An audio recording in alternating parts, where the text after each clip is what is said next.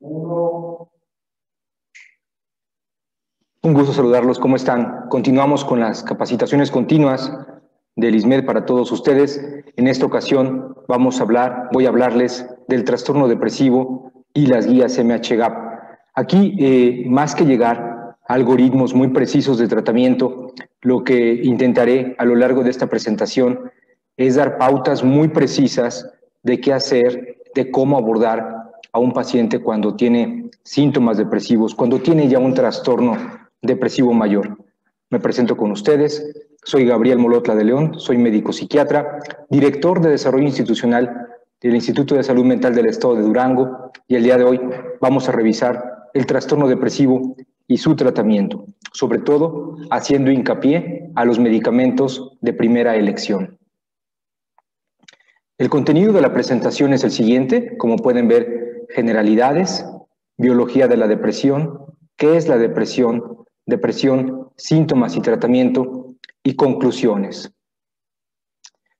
Dentro de las generalidades es importante tener en cuenta que un diagnóstico de trastorno depresivo mayor, que puede estar dividido en diferentes formas de acuerdo al número de síntomas que tiene y a la intensidad de los síntomas mismos, en leve, moderado o severo, tiene que cumplir ciertos criterios para poder saber que sí estamos ante un episodio depresivo y no a una respuesta que en muchas ocasiones puede ser normal, tener síntomas depresivos, en ocasiones puede ser esperable, tener tristeza, a veces sentirse con desgano, con falta de energía, a veces puede ser normal o puede ser reactivo a una situación que amerite estos síntomas.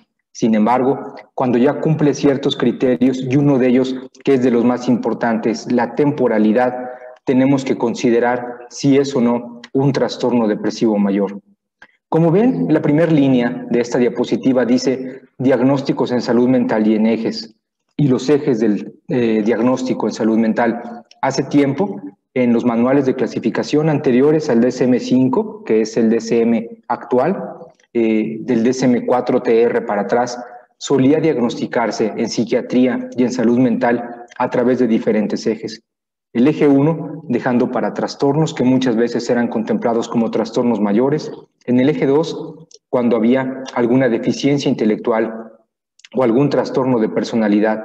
El eje 3, entidades sistémicas que podían tener relación con el eje 1. El eje 4, todo lo que tenía que ver con la esfera alrededor del paciente, ambiental, individual, familiar, escolar, académico, y de qué forma podía percibirse este apoyo. El eje 5, que solía puntuarse de 0 a 100 en una escala de evaluación de la actividad global, en inglés conocida como GAF, que muchas veces podrán escuchar que así se hace referencia al GAF del eje 5, que nos habla de cuál es la adaptación y la funcionalidad de la persona. Estos 5 ejes desaparecieron en el DSM-5, les digo, del DSM-4 para atrás sí lo sabía, y prácticamente se contempla solamente el eje 1, que son los diagnósticos mayores en salud mental. Sin embargo, no será raro que vean que muchos psiquiatras optamos y seguimos manejando el sistema de 5 ejes, ya que pensamos que nos permite un abordaje mucho más entero, más completo del paciente, y con ello tener más herramientas para saber lo terapéutico y el pronóstico. Es por ello lo importante de hablar de los diagnósticos en salud mental, y la depresión evidentemente va en el eje 1 o en el único eje, dependiendo la clasificación que ustedes elijan, y ahí es donde podemos registrar trastorno depresivo mayor, que se darán cuenta en la clasificación internacional de enfermedades. Tiene un código que es F, que son los trastornos mentales, 32 para arriba, y dependiendo cuál sea la numeración del primer decimal después del punto, podemos saber si es una depresión leve, moderada, severa, si es crónica, si es un episodio agudo, si es un episodio único o si son episodios repetidos. Para ello, podrían consultarlo en la Clasificación Internacional de Enfermedades en su 10ª edición o en la 11ª edición. Sin embargo, el motivo de esta presentación no es profundizar en los códigos diagnósticos, sino más bien en el tratamiento y el abordaje inicial del trastorno depresivo mayor.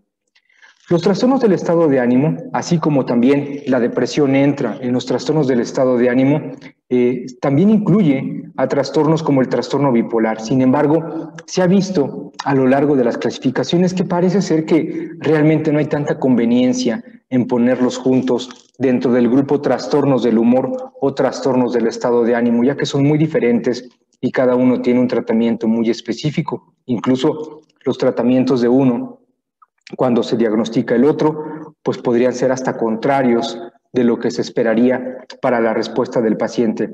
Esta presentación es exclusivamente del trastorno depresivo unipolar o del trastorno depresivo mayor o del trastorno depresivo o episodio depresivo. Así es como se conoce este grupo de trastornos depresivos.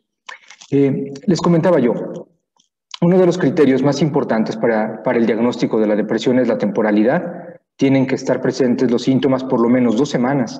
Si a las 2 semanas estos síntomas no han cedido o no han remitido, estamos hablando que prácticamente se instaló un trastorno depresivo, leve, moderado o severo, pero un trastorno depresivo que no va a remitir, no va a regresar per se. No va a ser cuestión de que esperemos días para ver si el paciente o la paciente se va recuperando.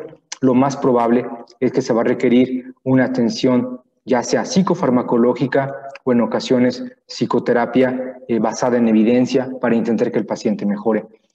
La prevalencia de la depresión, que es en lo que nos estamos enfocando el día de hoy, es de alrededor del 10%.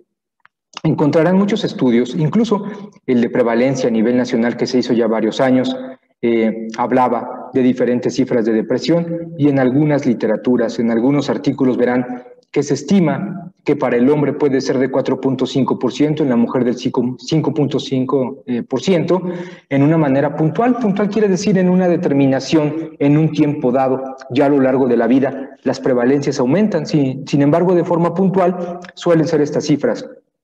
Pero por otro lado, hemos visto en diferentes estudios, incluso en el que hicimos aquí en el municipio de Durango el año pasado, que estas cifras quedan muy cortas. Realmente los últimos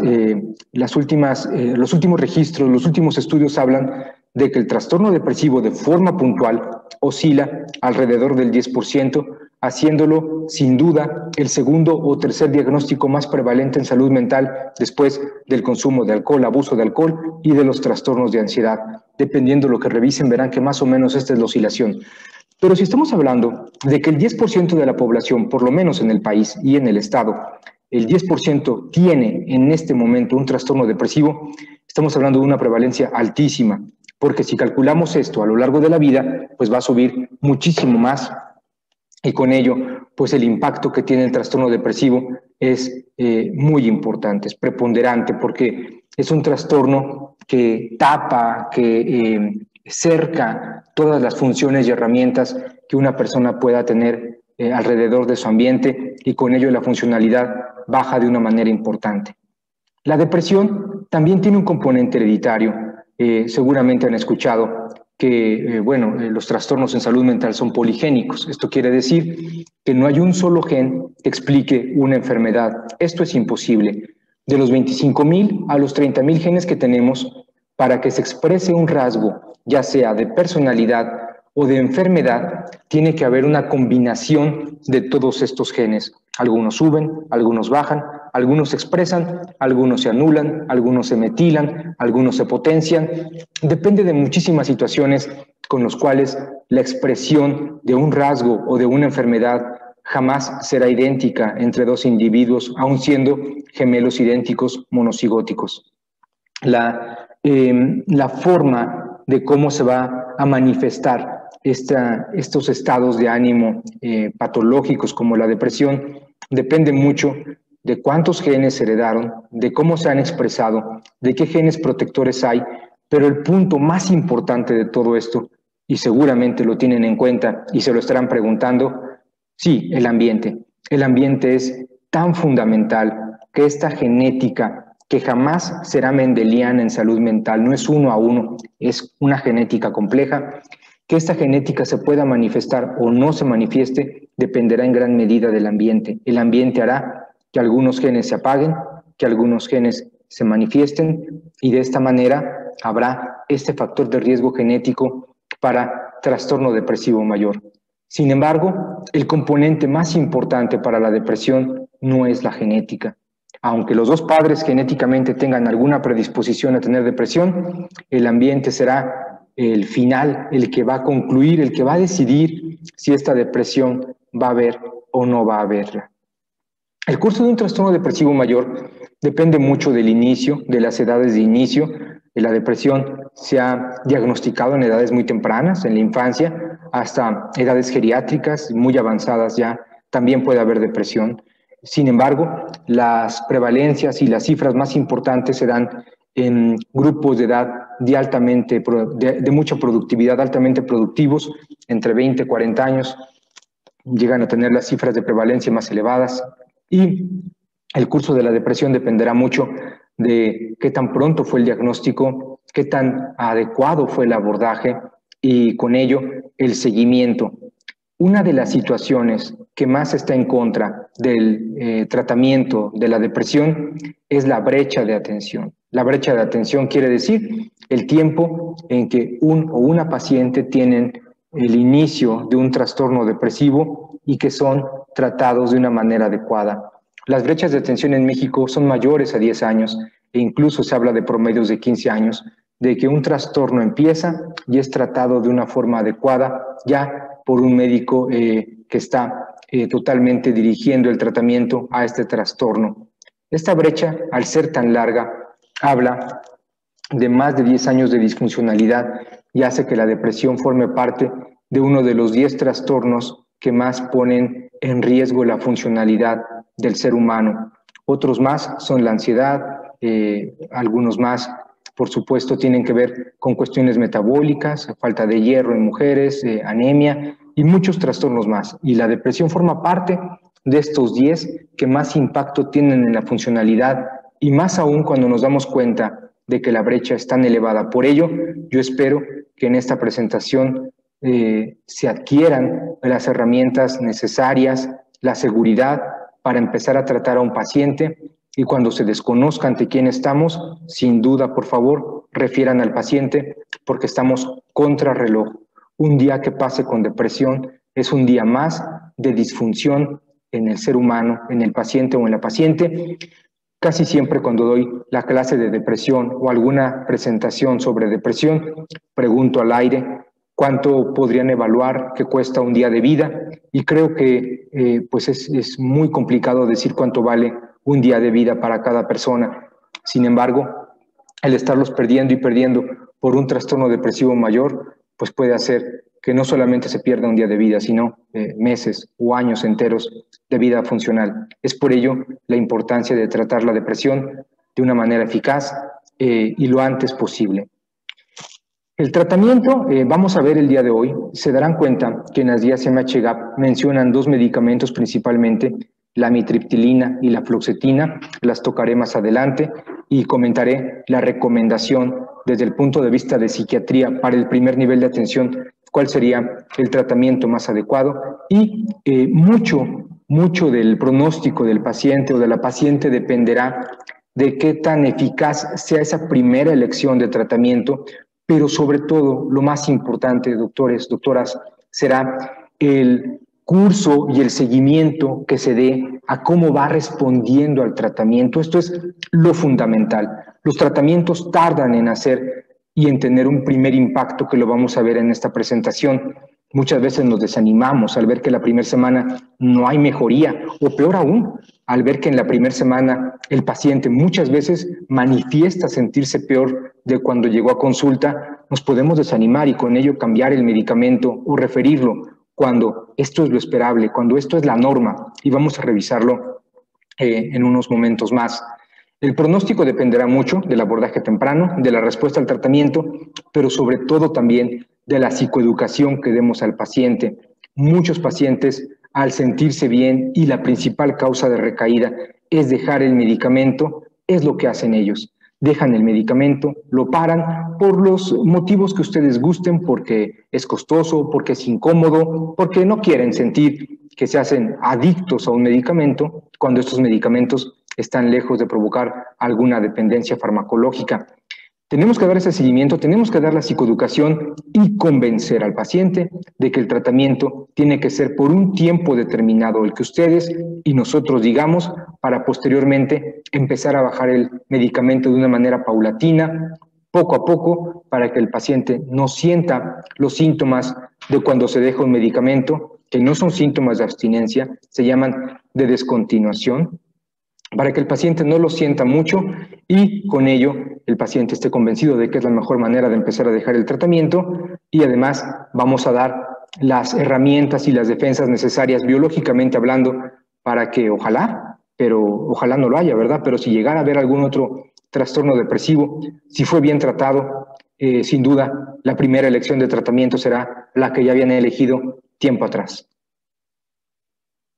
Empezamos con la biología de la depresión. Si me hacen favor de ver este esquema.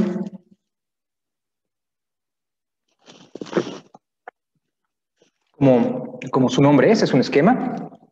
Tenemos que la salud mental en psiquiatría y en psicología, en salud mental en general, en las neurociencias, se explica de muchas formas, a través de diferentes maneras de comunicarse el cerebro. Puede ser eléctrica, a través de impulsos eléctricos, puede ser química, a través de neurotransmisores, y vamos a abordar, ya que la psicofarmacología se basa principalmente en lo químico, algunos conceptos químicos muy importantes. Tenemos aquí uno de los 3 neurotransmisores más fundamentales en la explicación de la depresión y en el tratamiento de la depresión, que es la serotonina. La serotonina es una indolamina. Podemos ver aquí que se produce en 6 núcleos del RAFE. Estos núcleos del RAFE se encuentran en el tallo cerebral, y dependiendo de qué núcleo del RAFE sea el que produzca la serotonina, será a donde se dirija la comunicación serotoninérgica. Vemos a la izquierda de su pantalla cómo puede ir al cerebelo o a la médula espinal, con ello dando efectos a estos niveles. Vemos a nivel central, en la línea de en medio, al tálamo, al hipotálamo, al tallo cerebral, a la formación reticular, y a la derecha de la diapositiva, corteza, sistema límbico y ganglios basales. Al darse cuenta de dónde puede estar la comunicación de la serotonina, en qué región cerebral está la serotonina, podemos de alguna manera adelantarnos a saber qué efecto puede darnos un desbalance, qué manifestaciones clínicas nos puede dar un desbalance y qué manifestaciones médicas favorables puede darnos una recompostura de la serotonina en estos niveles. Lo verán en una diapositiva más adelante, que no hablamos en la depresión de que falte serotonina, tampoco de que sobre serotonina. Algunas veces falta, algunas veces sobra, pero más bien hablamos de que hay una desregulación, de que hay alguna alteración que hace que la serotonina no funcione como debería funcionar. A grandes rasgos, si nos vamos en uno de los núcleos de RAFE y bajamos de una manera vertical en la línea de en medio, ¿qué pasaría si hay una alteración de la serotonina y el tálamo? Seguramente diferentes percepciones van a estar alteradas. En el hipotálamo, seguramente el sistema neurovegetativo va a tener también manifestaciones que nos pueden decir que hay algo mal en la serotonina. Si nos vamos a la derecha, en la corteza vamos a ver a continuación, más adelante en la presentación, todo lo que provoca una mala comunicación de la serotonina con la corteza, con el sistema límbico, este sistema tan famoso que reconocen también ustedes como lóbulo de las emociones o circuito de Papez, que puede pronunciarse Pepys también, circuito de Pepys, se escribe Papez con Z al final, que es este sistema límbico de las emociones, pero también un sistema de memoria muy importante. Y al final vemos cómo los ganglios basales, el estriado y diferentes ganglios que se encuentran en esas regiones que tienen que ver con voluntad, que tienen que ver con movimiento, y de esta manera la serotonina y el cómo sea su comunicación, el cómo sea su lenguaje a través del cerebro, a través de todo el sistema nervioso central, nos dirá qué manifestación clínica puede haber o bien cuál sería un foco para intentar tratar. Aquí tenemos la localización de la serotonina, más o menos en esa región. Vemos el mesencéfalo, vemos el puente, vemos lo que es el tallo, eso que está verde, son los diferentes núcleos, los 6, donde se produce la serotonina, y de allí se van a derivar, se van a dirigir a diferentes regiones, llevando ¿qué? Una comunicación serotoninérgica. Recuerden que el cerebro habla múltiples idiomas. Pero para poder entender estos múltiples idiomas va a necesitar traductores, mensajeros, una vez que el transmisor, el lenguaje, llega a la neurona posináptica, que es esta neurona que recibe a la presináptica. Recordemos que el cerebro se comunica de presinapsis a posinapsis, en medio está la hendidura, dependiendo de lo que la presinapsis le diga a la posinapsis, es lo que el cerebro va a hacer. Pero para poder entender toda esta comunicación, una vez que llega a la posinapsis, el neurotransmisor tendrá que ser traducido para que al final de cuentas llegue al núcleo, al DNA, ADN, para que éste comprenda qué es lo que hay que hacer y con ello decidir qué otras sustancias va a producir o no producir, como por ejemplo los receptores, y de esta manera va a llevar el lenguaje de cómo está un cerebro sano o un cerebro lastimado. Estos son los diferentes receptores que tenemos de serotonina en el cerebro. Como pueden ver, son 14. Esta información es nueva. Estarán viendo diferentes citas bibliográficas al final de la derecha y en ocasiones en paréntesis el autor, quien por último lo dijo en el año que lo comentó. Tenemos esta familia de receptores de serotonina en los cuales los más importantes para el trastorno depresivo del 5-HT1 son el A, el B, en el 2 es el C, el 3 el 4 y el 7. Son los receptores más importantes en depresión. Hay muchos más que tienen que ver con otras cosas, con ansiedad, con psicosis, con sueño, con alimentación, con neurogénesis, con sinaptogénesis y con todo lo que tiene que ver con el desarrollo cerebral. Sin embargo, los más importantes para depresión, y cuando revisen el Vademecum, el PLM o el diccionario médico farmacológico que ustedes gusten, cuando vean en qué receptor va a actuar el medicamento, eso va a promover una diferencia. No es lo mismo si un medicamento actúa a nivel de 5-HT1A, en donde va a haber una respuesta incluso hasta hormonal, con síntomas de ansiedad que también pueden ser regulados, síntomas depresivos, a que si un medicamento actúa en el 5-HT2C, donde puede haber una respuesta cognitiva, una respuesta de velocidad cerebral más adecuada, a que si uno actúa en el 3 o en el 4, donde quizás podemos favorecer la neurogénesis de diferentes regiones cerebrales. Por eso, cuando vean dónde actúa un medicamento, será muy importante localizar cuál es el receptor al cual va dirigido y con ello saber qué síntomas son los que se van a atacar. Lo haremos de una manera resumida en esta presentación con el objetivo de que tengan la herramienta pronta para poder recomendar, indicar un medicamento en un trastorno depresivo mayor. Otro de los neurotransmisores más importantes en la depresión es la dopamina. Prácticamente hablamos de que es una triada de neurotransmisores. Aunque muchos más se encuentran involucrados, vamos a dirigirnos a 3. La dopamina se produce en 2 regiones muy importantes. La sustancia negra, que tiene que ver mucho con movilidad, la han escuchado seguramente en trastornos como la enfermedad de Parkinson, y en el núcleo tegmental ventral, que se encuentra en el mesencéfalo. De aquí depende a dónde es, una vez más, su dirección para saber qué información puede llevar. En la corteza la dopamina tendrá diferentes labores, desde favorecer la ejecutividad del cerebro, la velocidad del pensamiento, la síntesis, el favorecer que la inteligencia se lleve a cabo, pero también a veces funciona como freno para diferentes situaciones de compulsión, de impulsos. De alguna manera la dopamina tiene que ver en este balance que vamos a ver más adelante. En el núcleo accumbens, esta vía dopamina, núcleo accumbens, es muy importante y por favor ténganla en cuenta y apréndansela. La vía dopamina, núcleo tegmental ventral, que casi siempre la van a encontrar abreviado, el núcleo tegmental ventral como B de vaca, TA, BTA, ventral tegmental area, así es como casi siempre la van a encontrar abreviada. De aquí la dirección cuando va al núcleo accumbens, que se encuentra abajo, de manera inferior, pegada al estriado. En esta región es la que se encarga del placer, de la motivación, la que se encarga de encontrar el color, el sabor, los sentidos a las cosas, la vía de la motivación. Cuando está alterada, definitivamente va a haber síntomas depresivos que tienen que ver con falta de motivación, con falta de placer, y esta es la vía que tendremos que atacar para este síntoma tan importante de la depresión.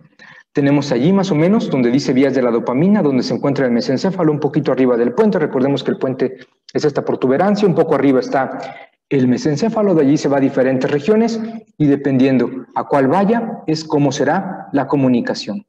Tenemos aquí en este esquema la neurona de abajo la de arriba es la presináptica, la de abajo es la postsináptica. Vemos cómo la dopamina deriva de la tirosina, el L-Dopa, luego se transporta en estas vesículas que son los transportadores de dopamina, lleva la dopamina, se pega a la hendidura, a la membrana presináptica, la abre, libera el neurotransmisor, baja la dopamina y será captada por estos receptores para que empiece el primer lenguaje, el primer mensajero, que es el neurotransmisor, para posteriormente llevar la comunicación y toda la información a segundos, terceros, cuartos mensajeros hasta que llega el DNA y el DNA comprenda lo que la dopamina le está diciendo. ¿Cómo es que la dopamina, la serotonina o el otro neurotransmisor que vamos a ver se regulan en un trastorno depresivo mayor? Vamos a verlo en unos momentos más. Una de las hipótesis de la depresión y que a muchos nos tocó en la universidad, en la carrera, era el decir que no había depresión gracias a que había una continuidad de 1 a 1. Había una igualdad en el número de neurotransmisores con el número de receptores y se liberaba un neurotransmisor y el receptor lo captaba y todo era un orden fundamental.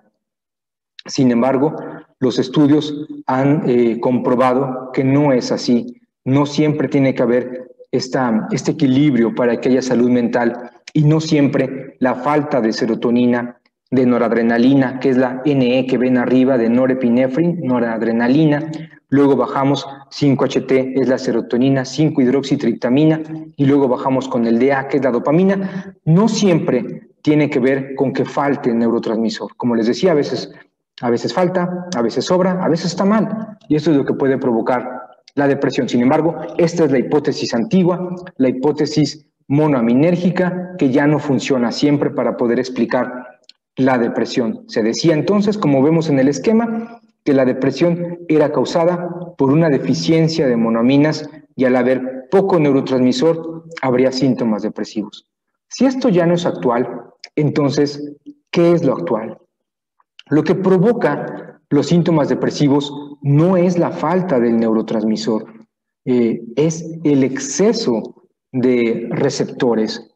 Podrán pensar ustedes, ¿es lo mismo? No, no es lo mismo, porque cuando falta un neurotransmisor, se requiere cierto tiempo para que los receptores empiecen a aumentar, para que haya una regulación a la alta, que la habrán leído muchas veces como upregulation.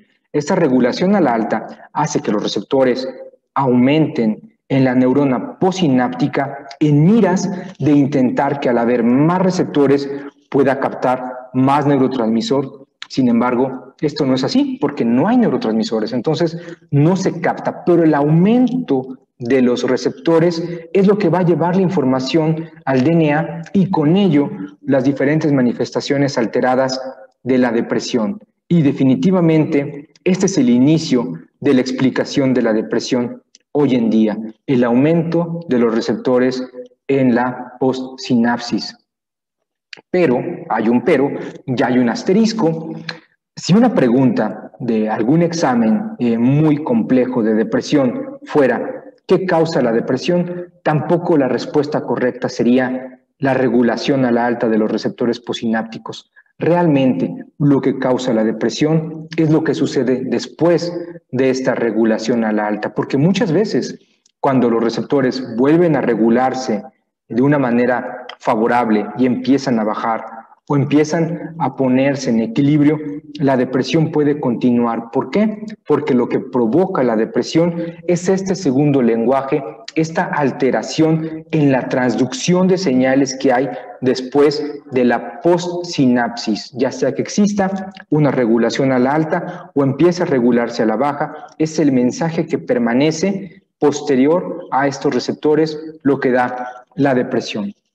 Estamos viendo aquí en este esquema lo que parece como una estrella, es la neurona presináptica, avanza, tenemos el axón, el final del axón, está como protuberancia que es la neurona, donde va a comunicarse con la dendrita posterior, que es la postsináptica. Tenemos los receptores y tenemos los diferentes neurotransmisores.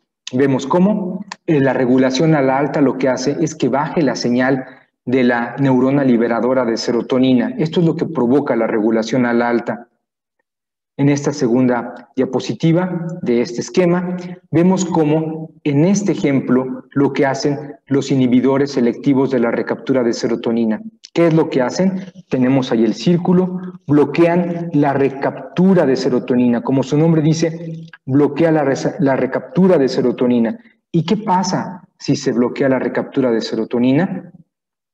Va a haber un aumento en la serotonina que provoca que los autorreceptores se desensibilicen y entonces haya una regulación a la baja. Vean cómo no es tan complejo. Entonces queda la serotonina, intenta regresar, esto está tapado. ¿Qué pasa? Se acumula la serotonina. Al haber un acúmulo de serotonina, los receptores empiezan a bajar.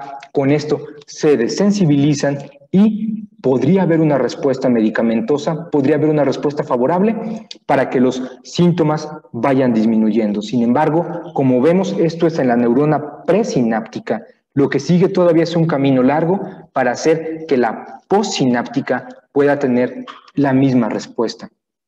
Y esto es lo que se da en el siguiente paso con el tratamiento de los ISRS.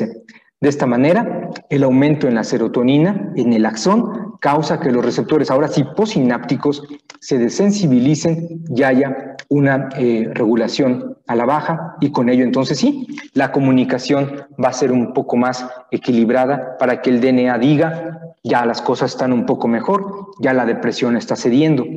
Si la depresión no está cediendo, significa que todo este sistema todavía está alterado.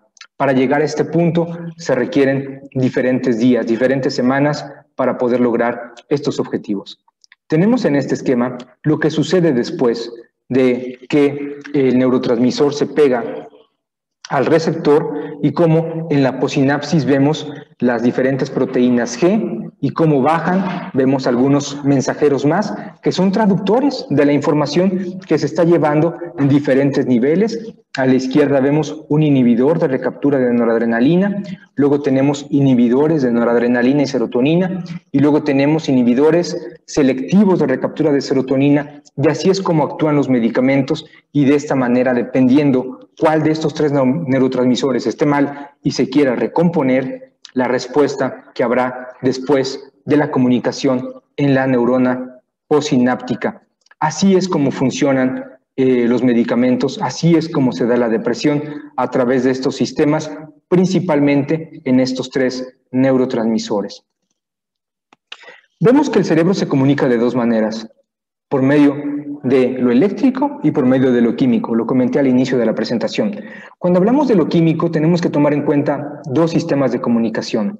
El de circuitos, el cerebro se explica a través de diferentes circuitos, córtico-estriado, por ejemplo, si va de la corteza al estriado, córtico-límbico, límbico-cortical o cortical-talámico, dependiendo de dónde a dónde vaya la comunicación de un lado a otro, será el nombre del circuito. Aparte de los circuitos, tenemos diferentes neurotransmisores.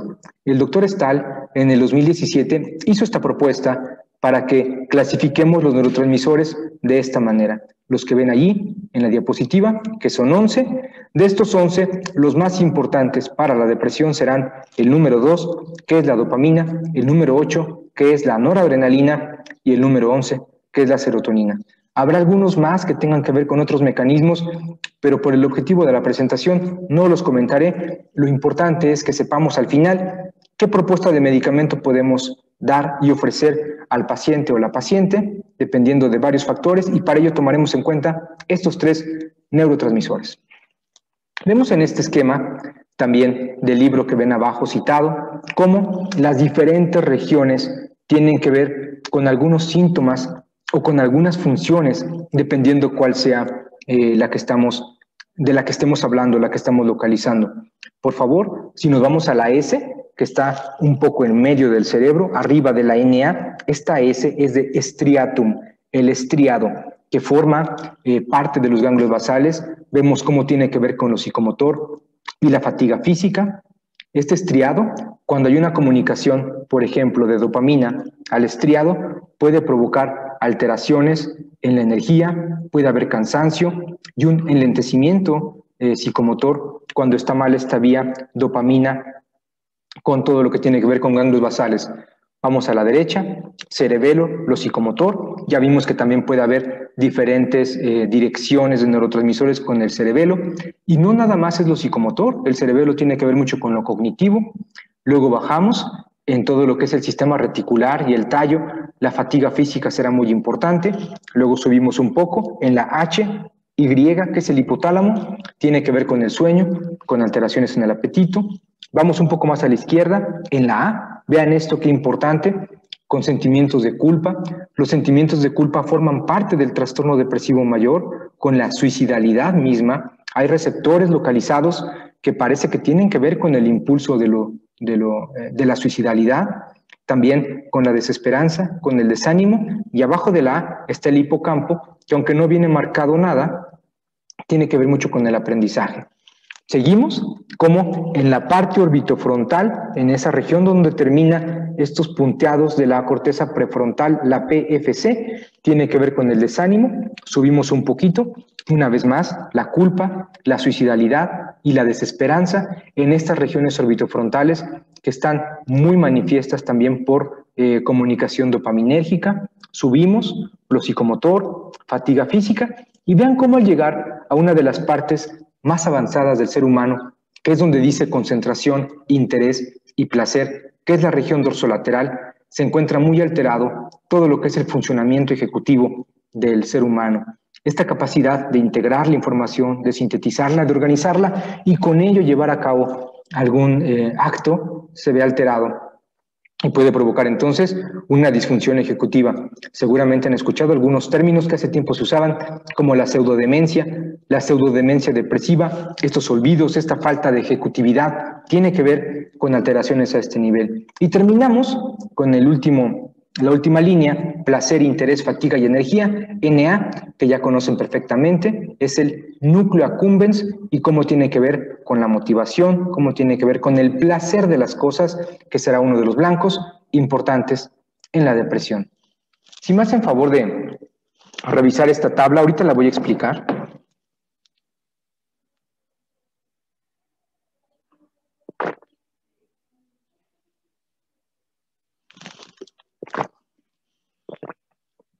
Muchas gracias por revisarla. Tenemos en este esquema, en esta tabla, uno de los principios fundamentales del tratamiento del trastorno depresivo. Esta sí, si se la aprenden, van a tener muchas ventajas en el tratamiento del paciente depresivo. Sin embargo, si no se la aprenden, no pasa nada. Recomendaría muchísimo imprimirla, enmicarla y tenerla a un lado de su mesa, en su escritorio, para cuando se ofrezca, tenerla a la mano y poco a poco, con el uso, la irán aprendiendo. Tenemos en la familia donde está nombre, las diferentes familias de los medicamentos antidepresivos. Estos medicamentos antidepresivos, como vamos a ver, no solamente funcionan para depresión, funcionan para muchas cosas más. Están en orden de la recomendación para utilizarlos, por su seguridad, por su tolerancia, pero sobre todo la seguridad del paciente es muy importante. Intentar buscar el tratamiento más eficaz y más tolerable, porque muchas veces tenemos nada más una sola oportunidad con el paciente. O lo convencemos porque estamos convencidos, o lo perdemos, y con ello aumentamos la brecha de tratamiento. Vamos a ver cada uno de los medicamentos. Fluoxetina, sertralina, escitalopram, citalopram, paroxetina. De la paroxetina para arriba todos son inhibidores selectivos de la recaptura de serotonina. Hay algunos que nos incluyeron debido a que en esta primera línea de tratamiento no serán tan importantes porque dejan atrás algunos marcos de función. Por eso vámonos con los que más pueden funcionar. Estos ISRS, fluoxetina, sertralina, escitalopram, citalopram y paroxetina. Luego tenemos dos mixtos, dos que actúan en la serotonina y la noradrenalina, como son la venlafaxina y la duloxetina. Y al final tenemos la amitriptilina. El motivo por el cual se incluyó la amitriptilina, que es un antidepresivo tricíclico, es porque viene en las guías MHGAP. Sin embargo, no es recomendable utilizarla, a diferencia de otra que viene, como es la fluoxetina, que sí es muy recomendable, porque la amitriptilina actúa no solamente en serotonina, actúa en todos los neurotransmisores. Ustedes dirán, este es el bueno. Puede ser, pero por lo mismo que actúa en muchos neurotransmisores, los efectos contrarios y su margen de seguridad es muy corto. Es uno de los medicamentos más peligrosos para un paciente cuando existe la posibilidad de un intento de suicidio, porque la amitriptilina, al tener esta ventana tan corta, sí puede provocar que el suicidio pues, se logre por el paciente que desea hacerlo. Además, tiene muchos síntomas contrarios a nivel de estos mismos neurotransmisores, siendo uno de ellos el cardiovascular, donde puede dar alteraciones cardiovasculares, por lo cual las recomendaciones, incluso los psiquiatras lo sabemos, para cuando vamos a recetar amitriptilina necesitamos muchos estudios de base, como electrocardiograma, muchas veces Holter, muchas veces valoraciones cardiológicas, y se utilizaría en situaciones demasiado precisas, por lo cual aquí la recomendación es no la utilicen. No utilicen la amitriptilina porque hay mucho mejores opciones, más modernas, más eficaces, más tolerables y más seguras. Sin embargo, como comento, la incluí por eso mismo, para que sepan que vienen las guías, pero no es recomendable. Vamos por la primera. Fluoxetina. Podemos ver la vida media de la fluoxetina es larga. La dosis oscila de 20 a 80. Viene la fluoxetina, viene en cápsulas o viene en pastillas. Muchas veces se recomienda empezar con pastillas porque uno de los principios fundamentales del tratamiento en psiquiatría de la depresión es empezar con una dosis baja, muchas veces subterapéutica. ¿Por qué? Vamos a empezar con una dosis baja. Si empezamos con pastilla de fluoxetina, podemos partirla y damos la mitad de la pastilla de la fluoxetina, casi siempre va en la mañana porque casi siempre quita el sueño. Sin embargo, cada paciente es diferente. Habrá pacientes que les digan que se sienten con sueño y tenemos que hacerles caso. Aunque el vademecum diga que la fluoxetina quita el sueño, si a algunos pacientes les da sueño, tenemos que atender esta queja.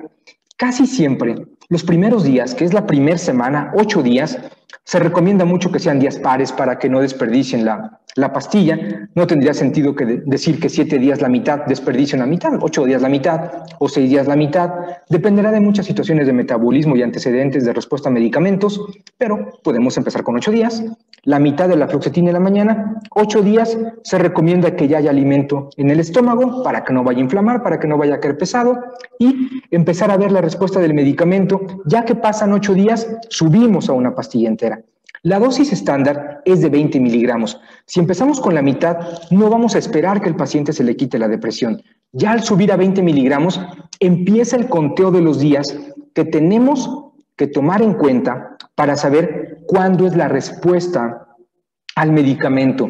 La primera evaluación de respuesta al medicamento, cualquiera que sea de los que están allí, tiene que hacerse a las 2 semanas de una dosis estándar. Esto quiere decir que si la fluoxetina la empezamos con 10 miligramos en la mañana, pasan 8 días, al noveno subimos a 20. A partir de ese noveno día, de esos 20 miligramos, tenemos que esperar 14 días, 2 semanas, para ver la primera respuesta al trastorno depresivo mayor. Esta primera respuesta para decir si el medicamento ha empezado a hacer efecto o no, es una disminución del 25% de los síntomas iniciales. Esta disminución la podemos medir de muchas formas.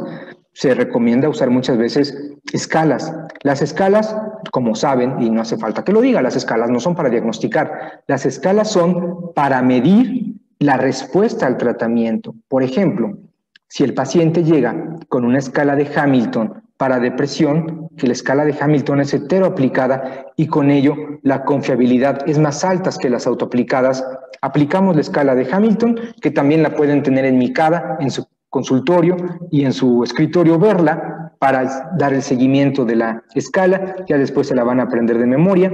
Si la escala de Hamilton tiene una puntuación de 30 y vemos una disminución del 25%, que esté en 20, por ejemplo, el paciente en la siguiente consulta, estamos hablando de que hubo una mejoría de más del 30% en los síntomas y con ello parece ser que el medicamento sí va a lograr lo que queremos que logre, que es una disminución de los síntomas a la sexta y octava semana, entre la 6 y la 8, una disminución del 50% de los síntomas, de ese 30, irnos a 15, en esa semana 6 a octava, y si lo hay así, eso se llama respuesta efectiva.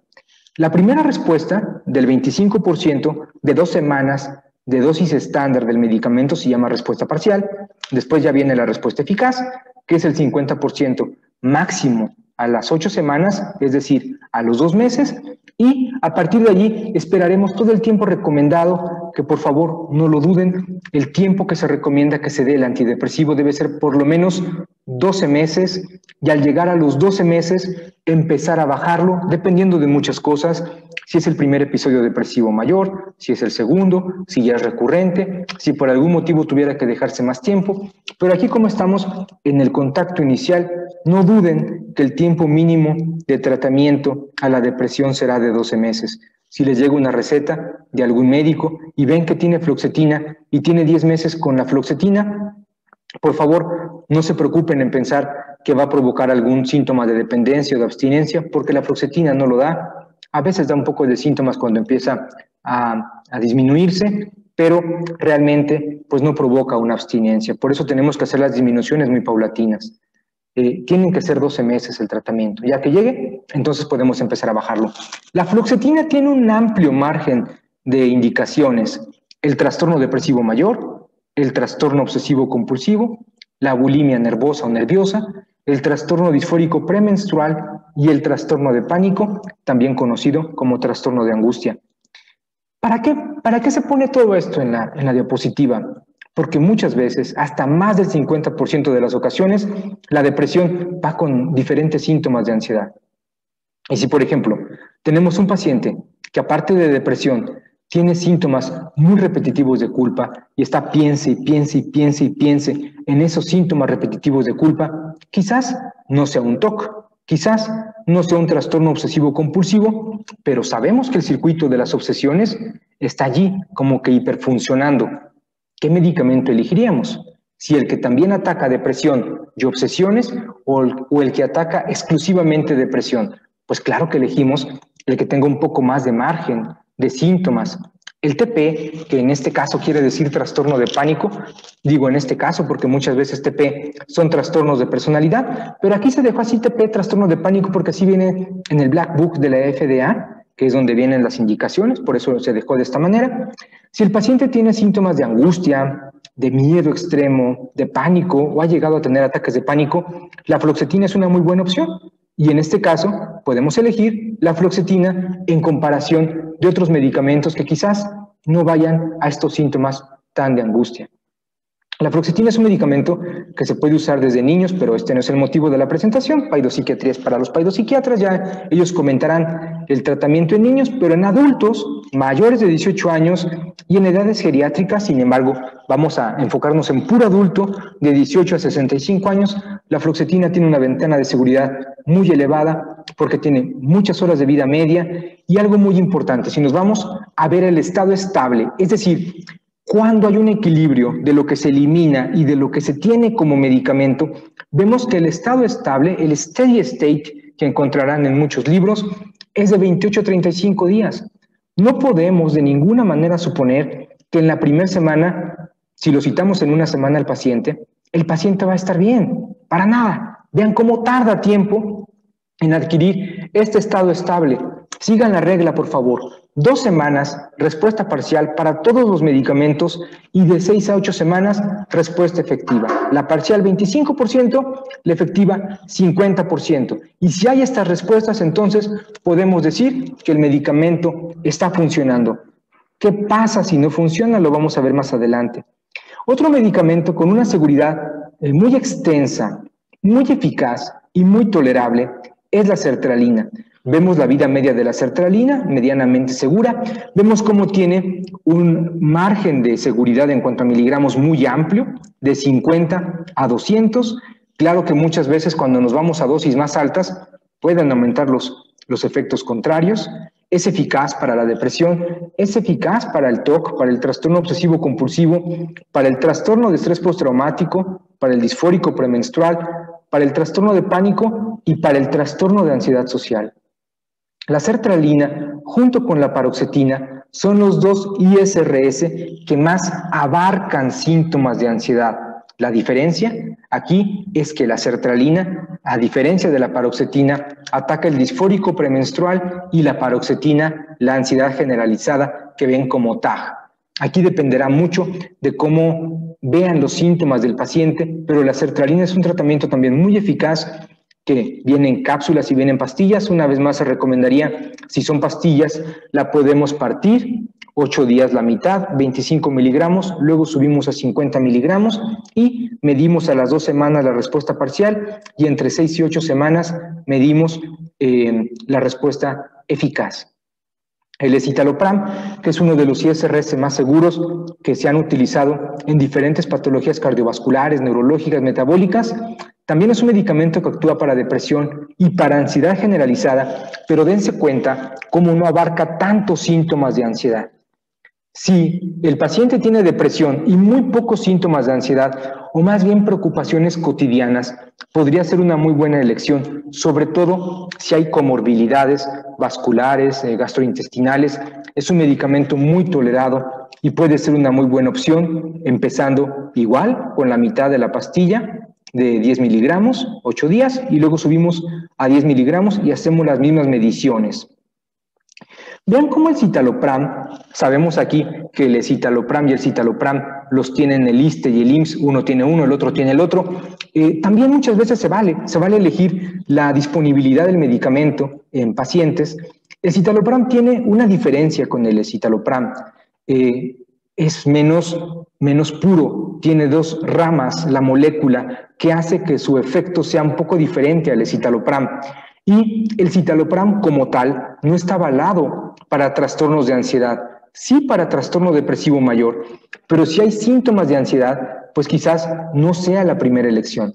Si es un trastorno depresivo puro, sin muchos síntomas de ansiedad, sí puede ser una muy buena elección porque es un medicamento muy seguro, tiene una ventana muy buena y ahorita de los ISRS, que es fluoxetina, sertralina, citalopram, el citalopram es el que más está reportado que puede dar sueño, por eso el citalopram se recomienda que empiece en la noche. Si algunos médicos lo dan en la mañana, pues no es tan penalizado, ¿verdad? Depende mucho de lo que el médico haya visto en el paciente. El citalopram a veces puede ir en la mañana cuando da un poco de energía, pero casi siempre da un poco más de sedación, por eso va en la noche, a diferencia de los otros 3, fluoxetina, sertralina y escitalopram, que se recomienda que vayan en la mañana.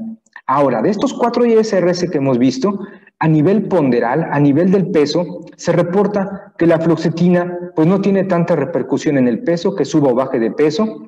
La sertralina y el escitalopram tampoco, sin embargo, por alguna razón, los pacientes que toman escitalopram, sertralina o fluoxetina a veces suben de peso. Las explicaciones podrían ser muy variables, desde que favorece los gustos, desde que da más ánimo por comer, desde muchas cosas. En teoría no deberían hacerlo, pero si lo suben de peso, hay que tomar en cuenta y entonces abocarnos mucho a los hábitos alimenticios.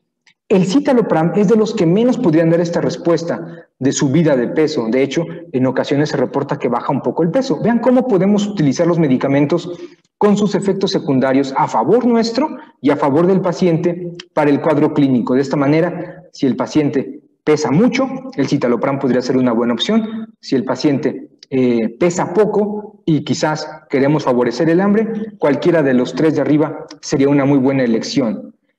Al ser ISRS, tienen síntomas gástricos casi siempre los primeros días.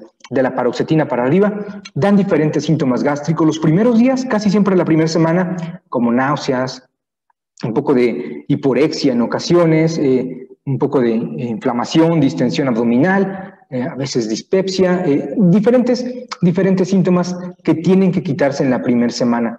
Algunos favorecen el vaciado gástrico, la sertralina no es raro que a veces provoque soltura gástrica que pueda dar cuadros diarreicos, La paroxetina, que es la siguiente en revisión, que estamos viendo aquí, casi siempre da un ligero estreñimiento, tiene ahí algunas funciones a nivel muscarínico y acetilcolinérgico, que puede dar alteraciones como estreñimiento. Y la paroxetina, que es el siguiente ISRS que estamos revisando, es de todos los ISRS que están arriba, el que más sueño podría dar. Si el paciente no duerme bien, es una muy buena opción la paroxetina, empezando con 10 en la noche, 10 miligramos, 8 días, luego subimos a 20 miligramos.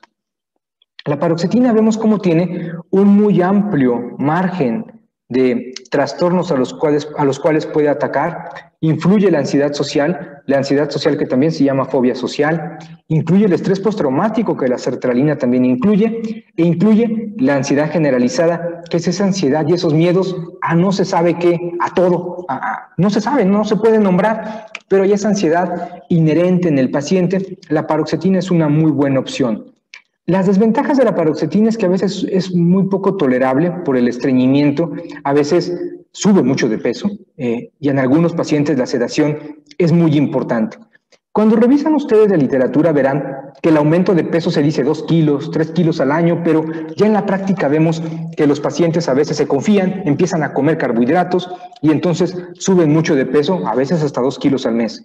Entonces tenemos que considerarlo y asesorarnos con un nutriólogo, con un internista, siempre si el médico, si el paciente está en revisión por muchos médicos es mejor, pero muchas veces al estar aislados en una comunidad o en una atención primaria, esto no será posible, tenerlo en cuenta. Y si los hábitos no los puede llevar a cabo el paciente, quizás tengamos que considerar un cambio de medicamento por alguno que no pueda dar tanto aumento ponderal, más bien que lo pueda bajar.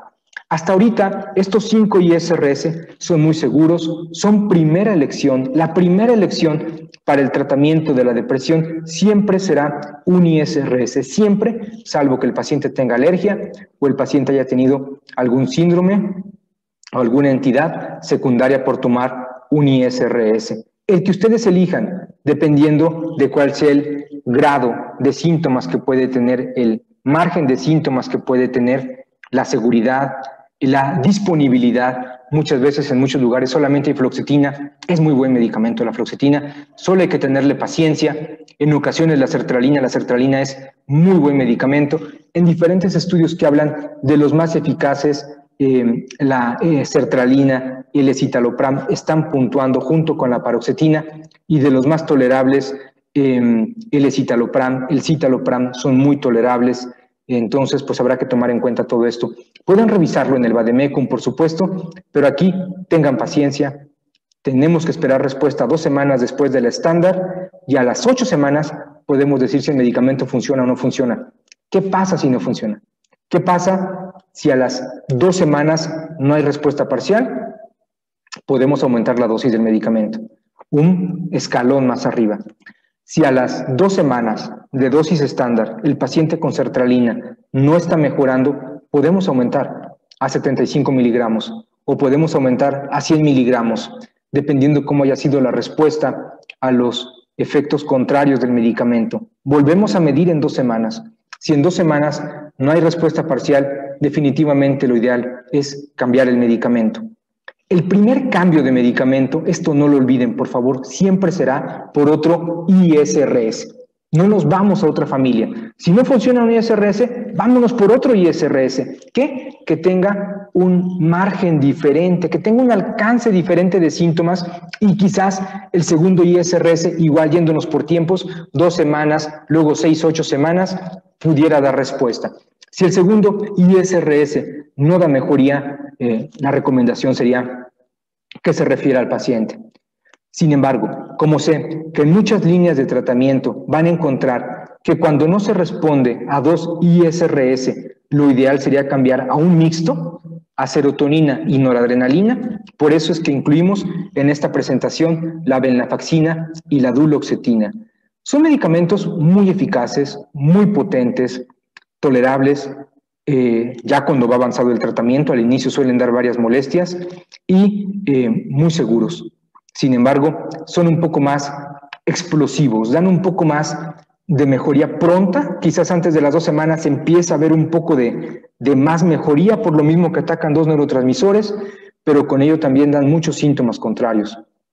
La venlafaxina vemos que su vida media es más corta que los anteriores, su margen, su intervalo de dosis es muy amplio y vemos cómo tiene un espectro muy elevado para trastornos de ansiedad y depresión, por lo cual sería una buena opción. No es más margen que la paroxetina y la sertralina, pero abarca la ansiedad social, abarca el trastorno de ansiedad generalizada. Y aquí tenemos el inconveniente que no muchas veces tenemos disponible las cápsulas de 37.5 miligramos. La venlafaxina viene en cápsulas, esta no viene en pastillas. Creo que un laboratorio llegó a sacar pastillas, pero es un laboratorio pues muy deficiente. Entonces, no, prácticamente las venlafaxinas eficaces vienen en cápsula, no se puede partir. Algunos maestros recomendaban abrir la cápsula, pero sabemos que pierden mucha disponibilidad y sobre todo se hace menos predecible la cápsula cuando se abre y se tapa. Por lo cual, pues lo ideal es empezar con la cápsula de la dosis media, la mitad de la dosis. En este caso sería la de 37.5, 8 días, y luego subimos a 75. Lo mismo con la duloxetina, si se tuviera la de 30 miligramos, que también viene en cápsulas de 30, empezar con 30 y luego subir a 60. Es muy recomendable que no empiecen con la dosis mínima estándar, no empiecen con 60, con 75, ni tampoco con las mínimas de los ISRS, porque a veces el paciente, que algo es muy importante, se desanima. Recuerden que cuando tenemos que tomar una decisión de un medicamento, vemos lo eficaz, vemos lo tolerable, vemos la seguridad y, en un punto aparte, con asterisco, la preferencia del paciente. Si el paciente definitivamente no tiene alcance para comprar el escitalopram, hagamos caso y quizás podamos recurrir a fluoxetina o sertralina. ¿Sí? Aquí lo importante es también escuchar muchas veces la preferencia del paciente. No por ello vamos a cambiar la indicación, pero de alguna manera podemos tomarlo en cuenta. Y la mitriptilina, que es un ATC o antidepresivo tricíclico, tiene un margen de miligramos muy amplio. Sin embargo, el riesgo-beneficio pues a veces no es tan convincente como para mandarla en una primera elección. Tiene muchos síntomas contrarios y solamente en poblaciones muy específicas podría recomendarse. Aquí les decimos, vámonos con los ISRS, si no funciona, podemos cambiar ISRS y si no, derivar. Vámonos con un ISRS y si no funciona, también pueden derivar. Sin embargo, vámonos siempre con esto, mitades de dosis y luego dosis estándar. Vámonos ya de lleno a los síntomas de la depresión y algunas recomendaciones con cada uno de los síntomas de qué medicamentos podemos ir utilizando. Por favor, lean esta diapositiva.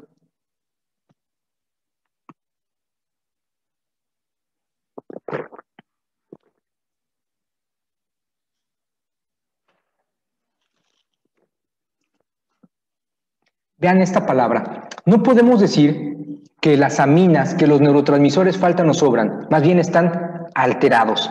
Y cada uno de los 9 síntomas centrales de la depresión se puede explicar por una alteración en un circuito de estos neurotransmisores.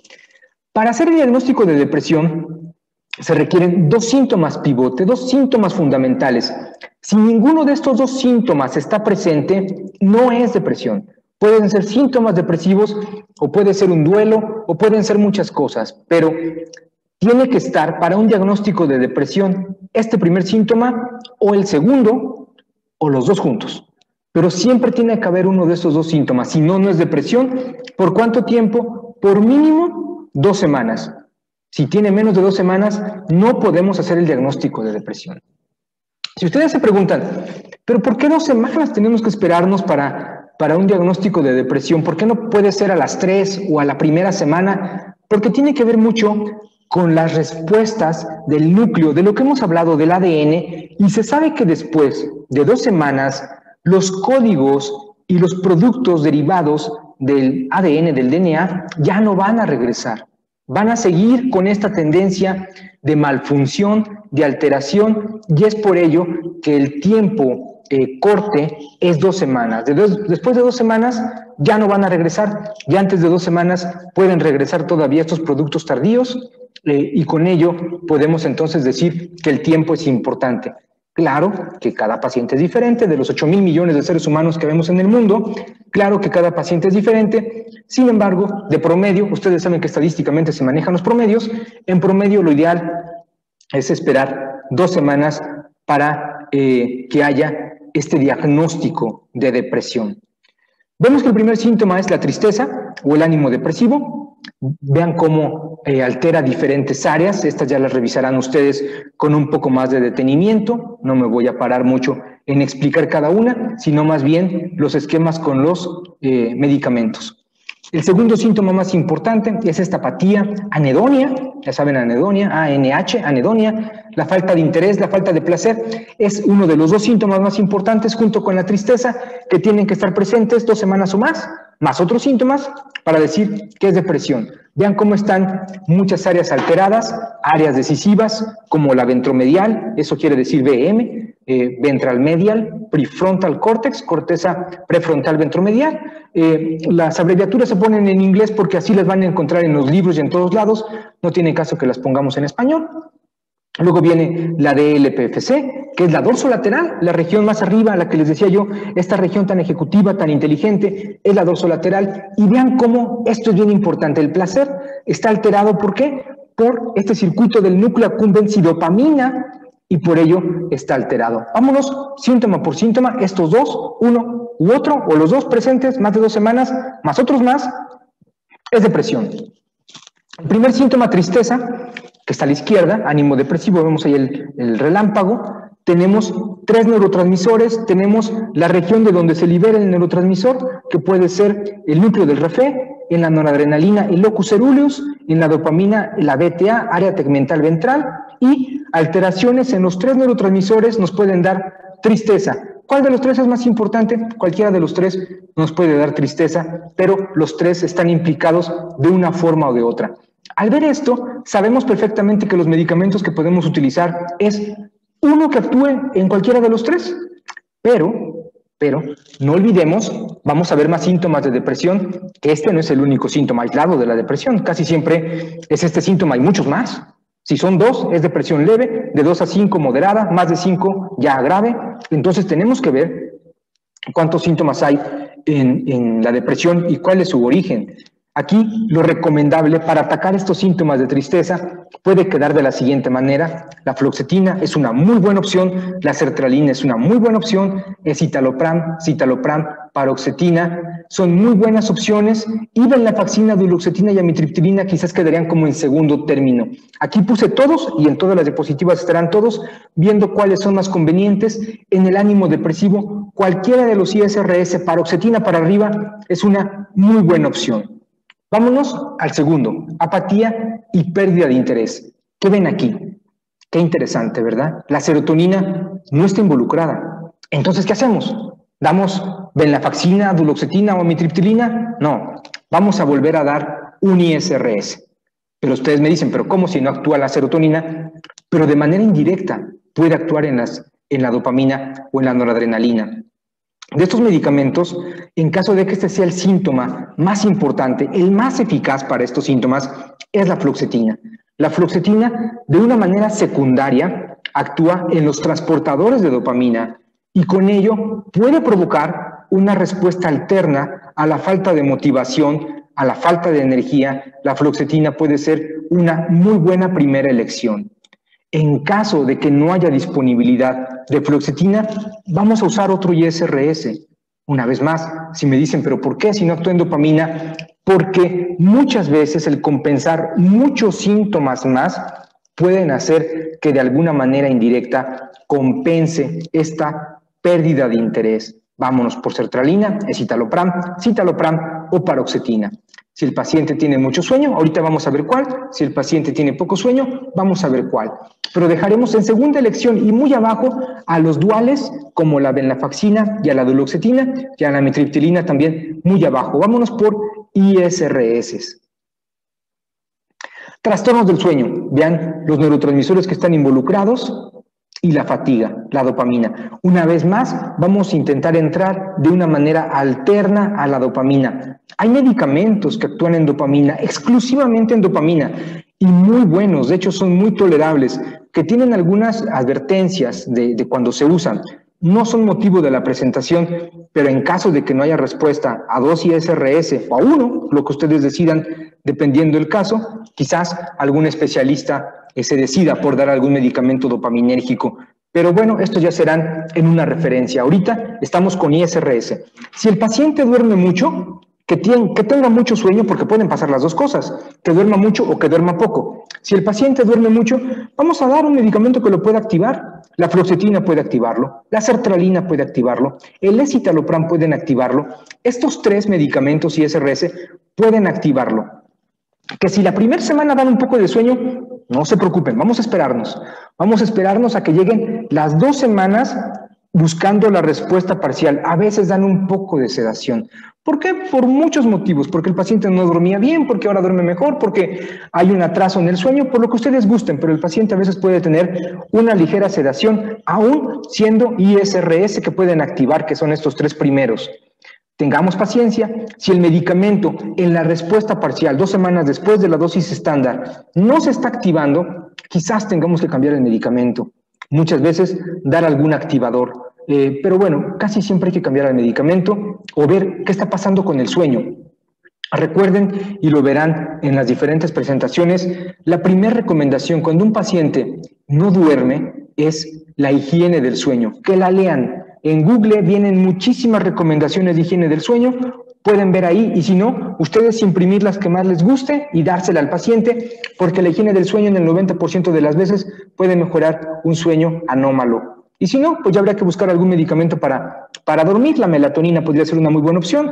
Hay algunas recomendaciones no medicamentosas que también pueden ser buenas opciones, pero cuando el paciente no duerme, también el medicamento para depresión puede ayudar. Y aquí tenemos 2 opciones muy importantes, como son el citalopram y la paroxetina. Casi siempre los dos dan un poco de sedación, más la paroxetina. El citalopram en algunos pacientes los activa, pero en teoría es un poco más somnífero que lo activador. Podemos irnos por citalopram y paroxetina. ¿De qué dependerá? Supongamos que el paciente no duerme bien, ya siguió la higiene del sueño y no logra descansar bien. El paciente tiene muchos síntomas de ansiedad. La paroxetina es muy buena opción. El paciente está muy delgado, muy ectomórfico y tiene síntomas de soltura gástrica. La paroxetina es una muy buena opción. Si el paciente tiene exclusivamente depresión y no puede dormir, el citalopram es muy buena opción. Y tenemos otra situación también muy importante. Si por algún motivo el paciente no es candidato a citalopram o a paroxetina, los ISRS que van en la mañana, como la fluoxetina, como la sertralina y como el escitalopram, aunque vayan en la mañana, también favorecen el sueño de una manera secundaria. Al hacer que el paciente esté más activo durante el día, va a llegar de una manera más fisiológicamente cansado en la noche, y es decir, también aunque vayan en la mañana pueden favorecer. Quizás sería buscando una respuesta para ayudar al sueño más pronta, pero los 5 medicamentos de manera secundaria ayudarán para dormir mejor o de manera secundaria ayudarán a estar más activos. ¿Cómo? Favoreciendo el sueño. Por favor, uno de estos 5 ISRS, vámonos de manera importante como primera elección. Siempre que llega un paciente tenemos que tener en cuenta el eje 3, la comorbilidad. Sabemos que en mujeres la incidencia de tiroides, de enfermedad tiroidea, pues habrá que descartarla. Si está bien, pues no hay tanto problema. En varones muchas veces no es tan incidente. El hierro es una de las causas de más disfuncionalidad en la mujer. La anemia, habrá que ver. Tener los estudios generales, glucosa, perfil de lípidos, hepático, eso nos da mucha certeza al elegir el medicamento. Algún estudio en particular que no sea de los comunes, muchas veces los electrolitos séricos, vamos a ver cómo está el sodio, vamos a ver cómo están los demás iones y cationes, cómo está el balance hidroelectrolítico, la hidratación del paciente, pueden funcionar. Casi siempre se recomienda la biometría hemática, la química sanguínea. Si es mujeres, el perfil tiroideo, en varones puede considerarse a veces, el perfil lipídico, el perfil hepático, los electrolitos séricos, el examen general de orina, y cuando tengan duda, porque ya ven que a veces los trastornos depresivos y de ansiedad provocan disritmias, si vieran por ahí algún problema posiblemente cardiovascular, pues un electrocardiograma, ¿por qué no ver cómo está? Y si tiene algún factor de riesgo, pues un electrocardiograma, y en muchas ocasiones se pide la interconsulta con el internista o con el cardiólogo, con quien ustedes consideren, o ustedes evaluar cardiovascularmente, y con ello tendremos un panorama muy interesante de elección al medicamento, ya habiendo descartado el eje 3. Muchas veces no hay que esperarnos a tener todos los estudios. Cuando llega el paciente muchas veces llega sin los estudios. Vemos de la historia clínica, que ustedes son expertos en la historia clínica, ver si hay algún posible factor de riesgo en eje 3. Si no lo hay, pues bueno, podemos empezar el medicamento. Si tenemos duda, podemos irnos por medicamentos de una ventana de seguridad muy amplio. Vemos en esta diapositiva la disfunción ejecutiva. Vemos cómo son estos dos neurotransmisores. Una vez más, podemos elegir el medicamento ISRS que de manera secundaria pueda lograr una mejoría. De estos, los 5 son bienvenidos: fluoxetina, sertralina, citalopram, citalopram, paroxetina. Algunos pueden enlentecer los primeros días, como la paroxetina, al tener estos efectos sedantes. Algunos son muy favorecedores: la fluoxetina, la sertralina y el escitalopram pueden ser una muy buena elección. Recordemos que muchas veces la disfunción ejecutiva tiene que ver con deficiencia en el estado de ánimo o con ansiedad. Al bajar estos síntomas puede mejorar la disfunción ejecutiva. Cuando hay retardo psicomotor, los 5 ISRS que están en esta diapositiva pueden ser una muy buena elección. Sin embargo, hay medicamentos que pueden provocar un poco más de tranquilidad, como la paroxetina y el citalopram, que suelen ser un poco más hacia abajo. Y algunos, como la sertralina, que tiene un margen muy amplio cuando hay también agitación, irritabilidad y agresión. De hecho, la sertralina y la paroxetina son de primeras elecciones. La fluoxetina también quizás un poco abajo, pero también es una muy buena opción cuando hay agresión, irritabilidad y puede haber agitación psicomotora. Cuando hay retardo psicomotor, podemos dar también estos mismos porque pueden favorecer el retardo psicomotor. Ustedes dirán, pero ¿cómo puede dar una y cómo puede dar la otra? Por esta alteración que hay en diferentes receptores de serotonina, el cómo hace el medicamento, cómo pone en orden estas señales de DNA y puede favorecer una o puede favorecer la otra. Y aquí, definitivamente, fluoxetina, sertralina, paroxetina son muy buena elección, sin dejar atrás que el escitalopram y el citalopram también pueden dar alguna respuesta. Sin embargo, estamos viendo aquí las recomendaciones en base a las líneas de tratamiento y a lo que pues no podemos hacer a un lado, que es los diferentes consensos de experiencias que hay entre psiquiatras. Cambios de peso. Ustedes saben que la depresión puede hacer que se duerma mucho, que se duerma poco, que se coma mucho, que se coma poco, depende ante qué tipo de depresión estemos. Recordemos que esto va más allá de la voluntad del paciente. El paciente o come mucho o come poco, dependiendo de lo que sus señales a nivel de tálamo, hipotálamo, estén mandando junto con los neurotransmisores que están alterados. Y será importante elegir aquí, si el paciente ha bajado mucho de peso, hay medicamentos que pueden favorecer el peso, como la paroxetina principalmente. Si el paciente ha subido mucho de peso, pues vamos a intentar imprimir energía al paciente, y la fluoxetina es una muy buena opción, la sertralina es una muy buena opción y el escitalopram también es muy buena opción. De manera general podemos decir que los 3 primeros pueden ayudar a dar más energía y los 2 últimos, citalopram y paroxetina, quizás a bajar un poquito, a favorecer un poquito el sueño, a favorecer un poquito el descanso. De manera general, si ustedes revisan los medicamentos a fondo y dicen, es que esto dice así y así, claro que lo pueden poner en los comentarios, en las preguntas, y podemos ir respondiendo. Sin embargo, vamos a situarnos en estos 5 principalmente.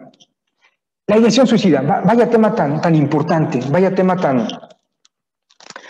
una ventana de explicaciones podrían darse aquí cuando hay un riesgo de suicidio. El factor, el hecho de que el paciente esté verbalizando la posibilidad, vámonos por grados, primero, de pensamientos de muerte, de ideas de muerte, no estoy hablando de suicidio, pensamientos de muerte, ideas de muerte, catastróficos, hasta pensamientos suicidas, ideas suicidas o un plan ya muy determinado, debemos diferenciarlo. Cuando hay pensamientos de muerte, de que a veces el paciente siente que ya no vale la pena vivir, de que cómo sería su funeral, empieza a imaginar cómo sería estar muerto, quién lo podría llorar, quién podría extrañarlo, estamos hablando de que empieza a entrar a un riesgo de suicidio. No como tal lo hay, pero ya hay pensamientos muy pesimistas y de muerte. Cuando el paciente ya empieza a contemplar dónde colgar la cuerda, qué dosis de medicamento tomar, o que no esté la familia para poder intentarlo, estamos hablando ya de un riesgo de suicidio. El riesgo de suicidio puede ser leve, moderado y grave. Depende mucho de la planeación, de la intencionalidad y de todo lo que tenga disponible para llevarlo a cabo. Si se quedan con la duda, refiéranlo. Hay pacientes que podrán decir, ¿pero por qué me refiere? Si se quedan con la duda, refiéranlo. Si no hay la duda y se dan cuenta de que el pensamiento de muerte no alcanza a brincar al pensamiento suicida, podemos intentar el tratamiento.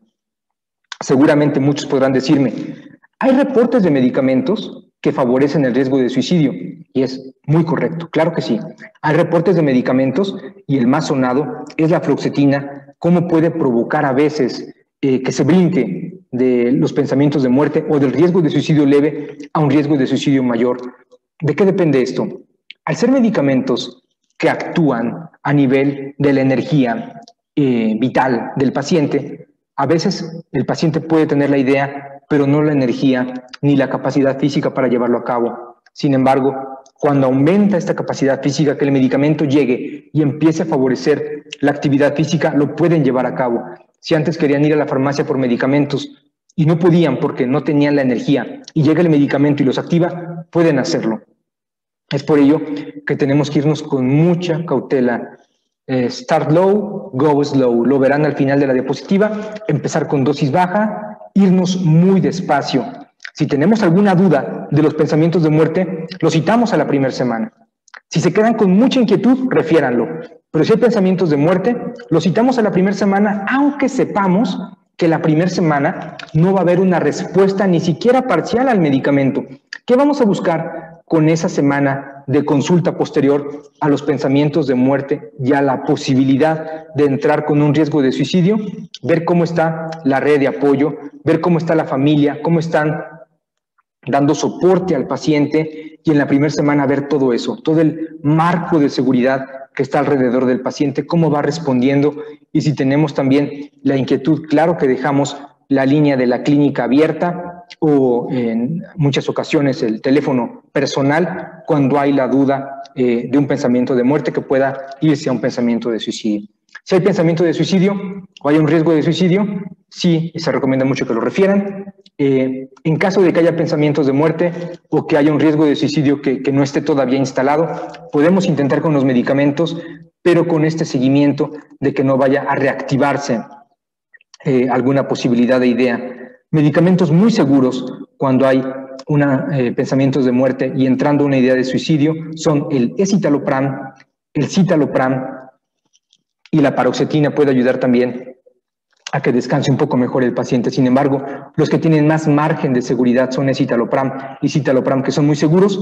No por ello los demás están contraindicados de ninguna manera. La fluoxetina, la sertralina también pueden ser muy buenas opciones, pero hablando de seguridad, el escitalopram y el citalopram son muy seguros. El escitalopram dando un poco más de margen, de amplitud a síntomas de ansiedad, y el citalopram un poco más dirigido a una depresión única. Es importante tener en cuenta estos datos.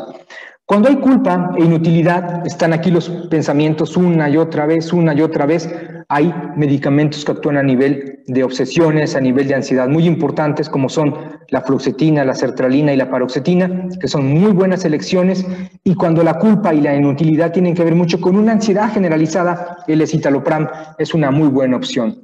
Cuando tiene que ver con pensamientos exclusivamente depresivos, pues quizás el citalopram, pero quedaría como en segundo lugar junto con los otros que podrían atacar un poco más estos síntomas. Bien, pues estamos terminando con la presentación del día de hoy. Espero haya quedado claro. Lo que intentamos es dar estas recomendaciones basadas en el Black Book, en el libro negro del FDA, en las recomendaciones de indicaciones de acuerdo al Vademecum, al PLM, sobre todo darles seguridad. Cuando vean una receta, no preocuparse mucho si tiene 10, 11 meses con el tratamiento.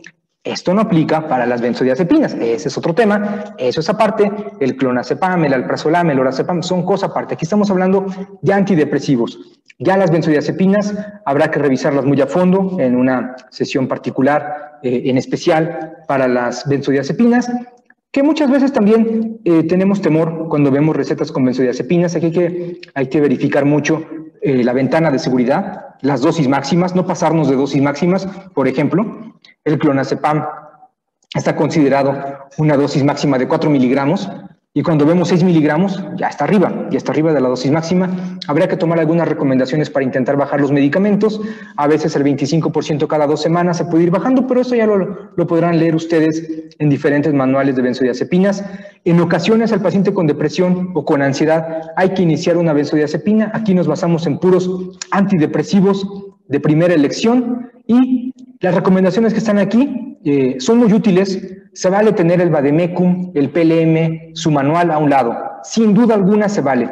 Algunos psiquiatras optamos por tener nuestro libro de recomendaciones médicas, nuestras aplicaciones en el teléfono muchas veces de interacciones de medicamentos. No nos podemos aprender todo, eso es imposible, pero no quedarnos con dudas será fundamental. Y no habrá un solo paciente que le reclame, que le digan, permítame un momento, déjeme revisar, tengo una ligera duda. No habrá un paciente que le reclame por ello.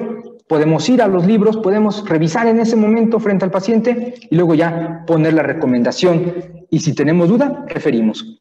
Start low, go slow. Empezar siempre con dosis bajas y luego ir subiendo poco a poco. Esa es una de las frases que recuerdo mucho del doctor Stephen Stahl de San Diego. Aquí en Durango el doctor Salas, Carlos Salas también la ha hablado mucho siempre en sus clases, y pues todos los que estamos aquí en la psiquiatría también es una de las frases que más tenemos en cuenta siempre. Start low, go slow, empezar bajo, irnos lento, tener paciencia.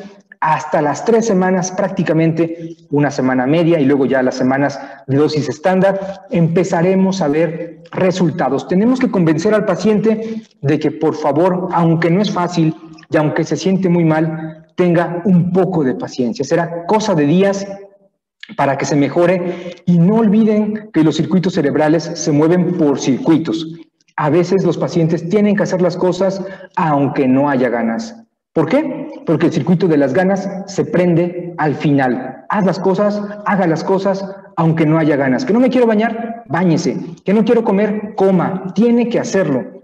Estas frases tan coloquiales, tan comunes, de que todo está en la cabeza, de que hay que echarle ganas, de que es muy poderosa la cabeza y el cerebro y que puede lograrlo y salir adelante, por favor, evítenlas. En diferentes entrevistas, una de las frases que más molesta, más desanima y más incomprendido hace sentir a un paciente, a una paciente, es que le digamos, échele ganas. Pues claro que le están echando ganas, pero pues no depende de ellos, depende de su cerebro, que no está dando la capacidad para salir adelante. Cada paciente es diferente. Escuchar sus molestias con el tratamiento, esto es fundamental. Aunque el libro diga que da diarrea, si el paciente tiene estreñimiento, tiene estreñimiento. Si el medicamento dice que el paciente activa y el paciente tiene sueño, siempre y cuando ya estemos hablando de los tiempos que esperamos, ¿verdad? Para las respuestas contrarias o eficaces.